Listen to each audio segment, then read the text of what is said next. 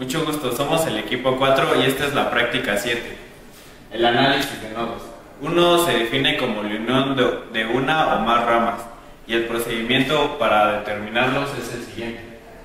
Determinar el número de nodos, escoger un nodo de referencia y etiquetar el resto. En este circuito aquí tenemos nuestro nodo de referencia y tenemos el nodo B1 y el B2. Aplicar ley de corrientes de Kirchhoff sobre cada uno de los nodos menos en el de referencia y resolver las ecuaciones restantes. En este ejemplo, como ya explicamos el nodo de referencia y los dos nodos que vamos a buscar, primero determinamos los valores de todos los elementos, de la fuente, la corriente, los resistores, el inductor y el capacitor. Recordando que el ejemplo nos pide determinar la tensión en el inductor, comenzamos con el nodo B1, que aplicamos la ley de Kirchhoff y sacamos las ecuaciones para cada uno de sus elementos. Por ejemplo, aquí para Z1 tenemos que es del nodo B1 menos la fuente. Para Z2 tenemos que es B1 del nodo sobre los Z2. Y para Z3 es la diferencia de B1 menos B2. Esto nos arroja esta ecuación y después factorizamos B1 y B2.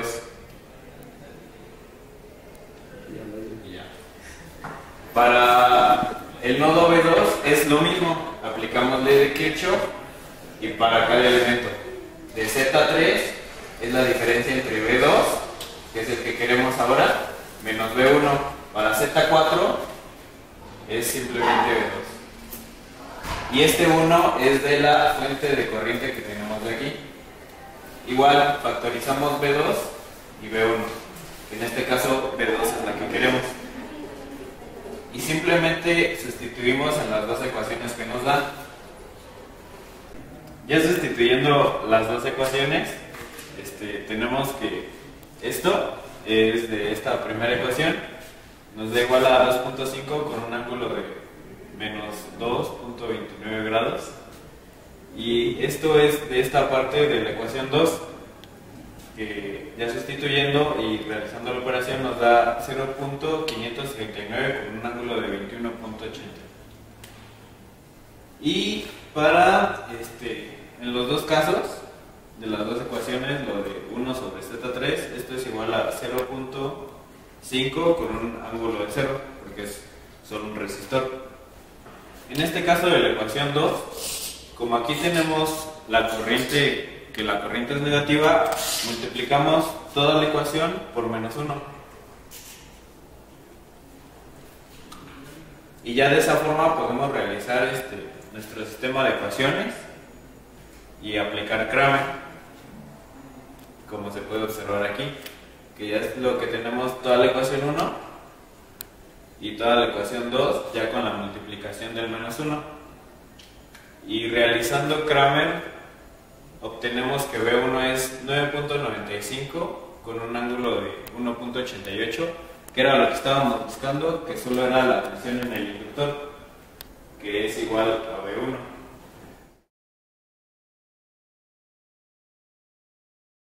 Procedimiento de la práctica.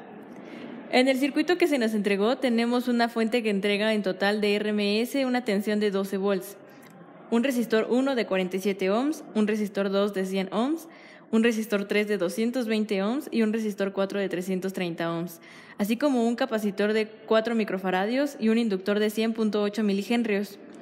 Lo primero que hacemos es transformar nuestro valor que entrega la fuente.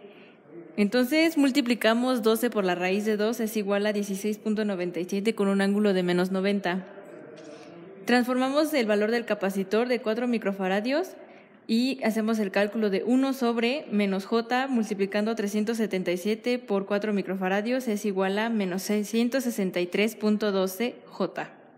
Y para el inductor de 100.8 milihenrios calculamos 377 multiplicando a J por 100.8 milihenrios nos entrega 38.001 de J.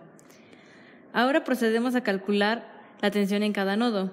Para el nodo B1 tenemos que como está conectado directamente a la fuente de tensión, podemos deducir que el valor del nodo como tal es 16.97 con un ángulo de menos 90 y lo vamos a transformar dividiendo a raíz de 2 y es igual a 11.99. Esto se aproxima mucho al valor de 12 volts que entregaba originalmente la fuente de tensión.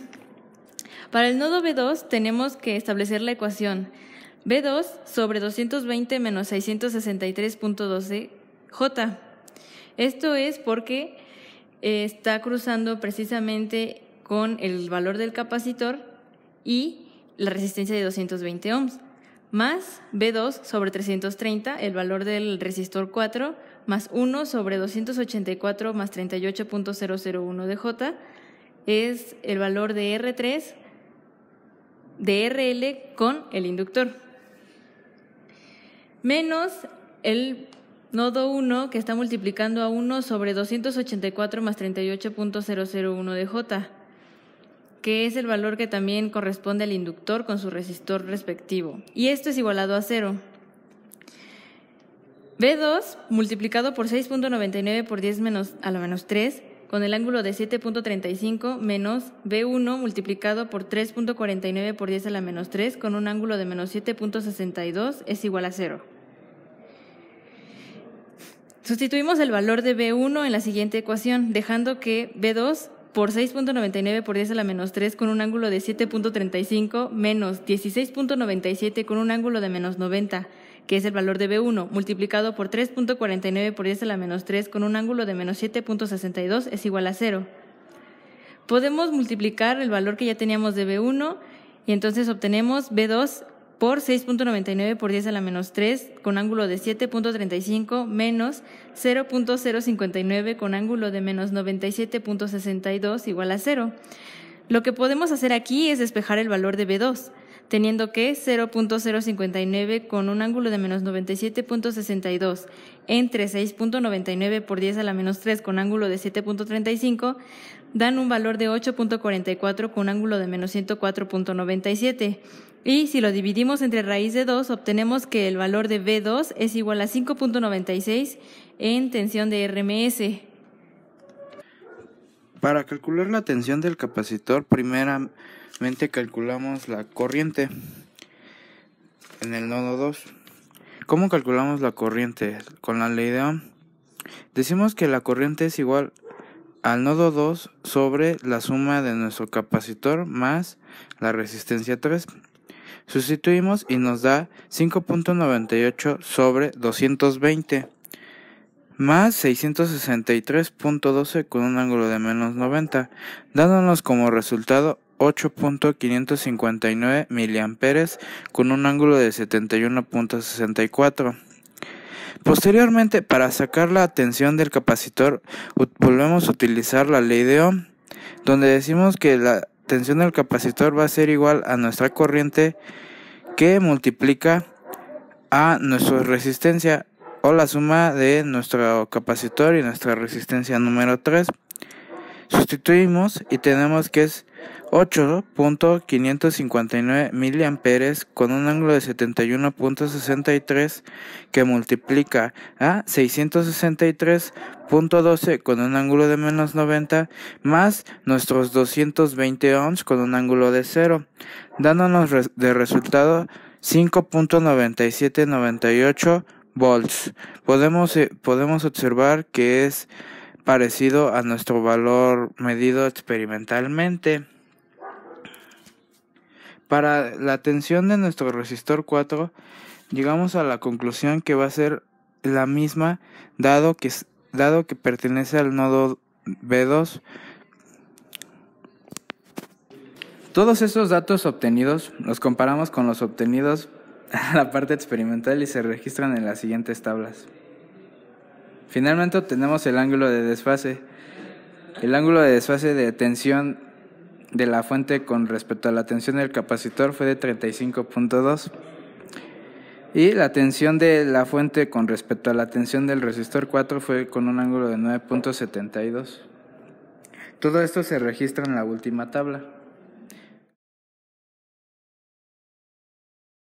Como conclusión, Pudimos comprobar de manera analítica y experimentalmente la resolución de circuitos eléctricos por el método de nodos. Pudimos verificar que existe la relación de tensión entre la fuente y elementos pasivos, así como el desfasamiento de ondas.